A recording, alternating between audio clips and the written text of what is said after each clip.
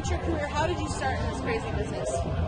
How did I start in the crazy business? I mean, I started writing songs when I was 12, and I was like a lot of kids. You know, I grew up in that Beatles era where I started out, you know, and the timing was just that particular timing that everybody seemed to be in a band, and I was writing poetry at the time, and I started writing songs, and it just carried on that way, you know.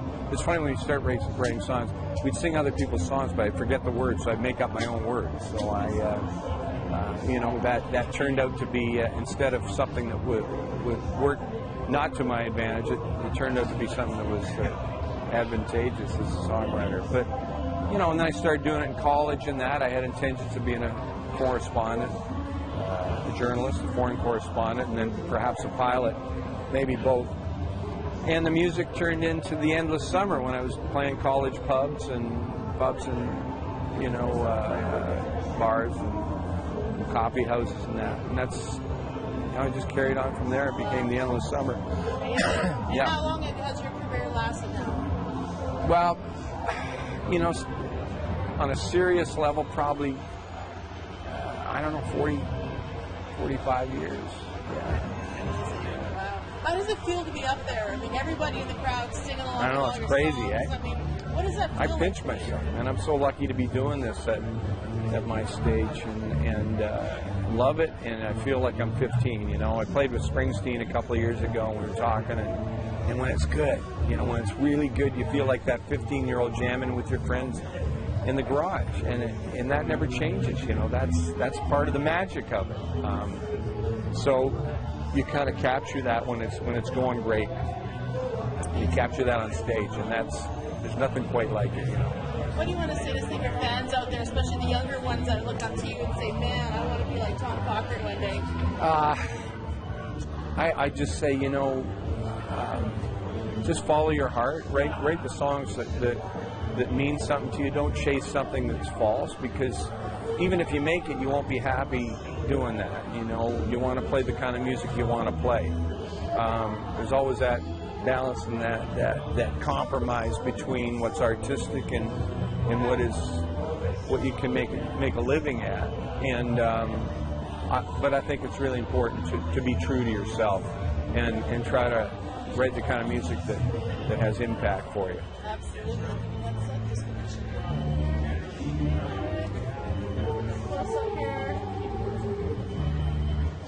Over the last couple of years, we've seen artists like Gordon Downey really stepping up to talk about, especially Indigenous issues, right, and people that are really struggling in some of the communities. Have you ever done any type of initiatives to support Indigenous culture or issues or people in crisis?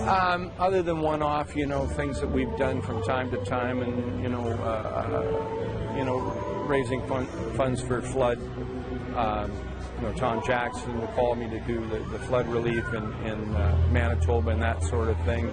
I'd like to do more. You know, I think that it's been a tragic story over the years. It's something that we have to be, we should be cognizant of. You know, I know that I went up north to Lynn Lake, and there's a large Indigenous population up there, of course, and the whole length of that highway, a lot of it travels through Cree land and the proud Cree Nation. So I acknowledge that and how thankful we were to have the honor of having the highway run through there and have it named after me, that stretch. So, you know, I'd like to do more down the line. I think that we have to address it. There's so many tragic issues. There's so much suicide in a lot of the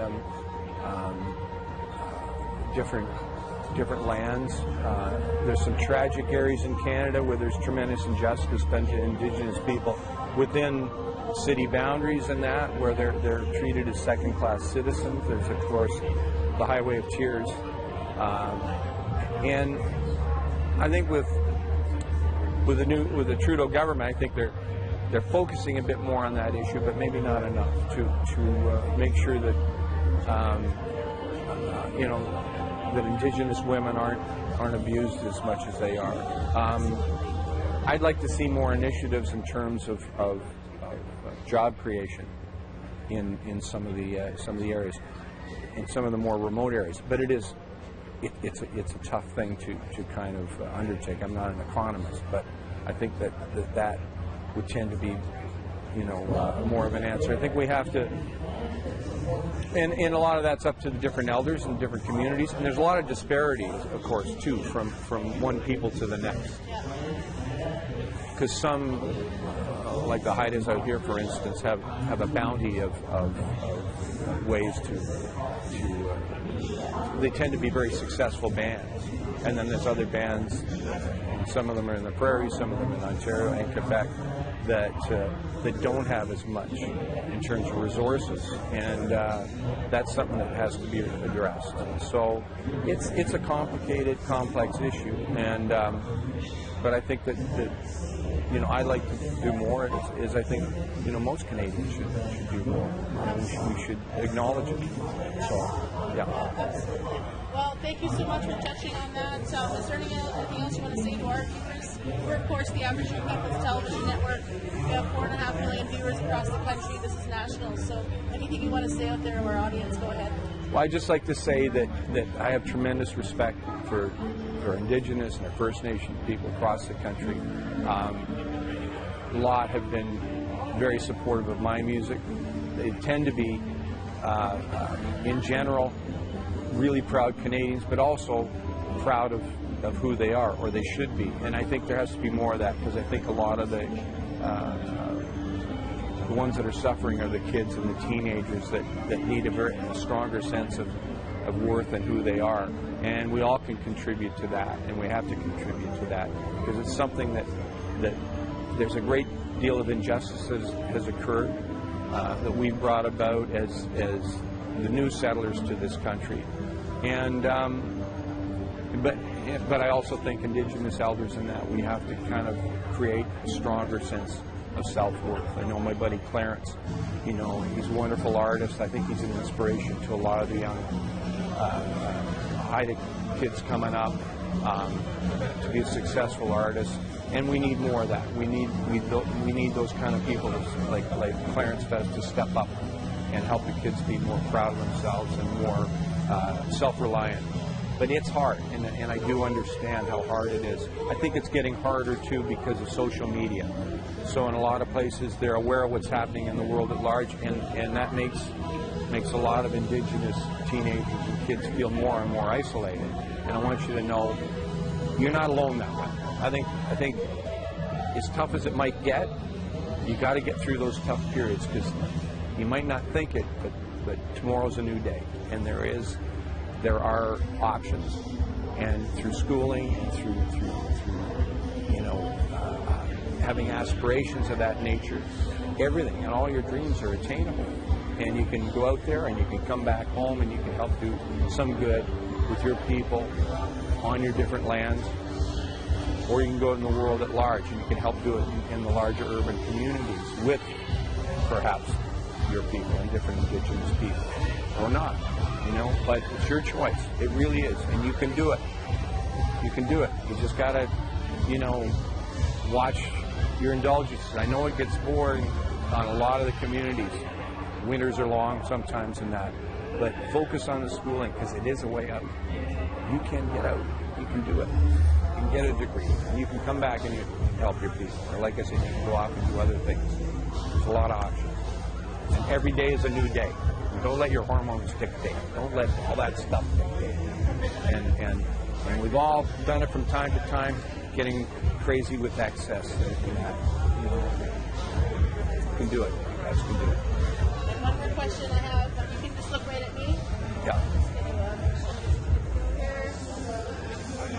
Are you aware about the National Inquiry into Murder of Missing Indigenous Women and Girls? Yeah.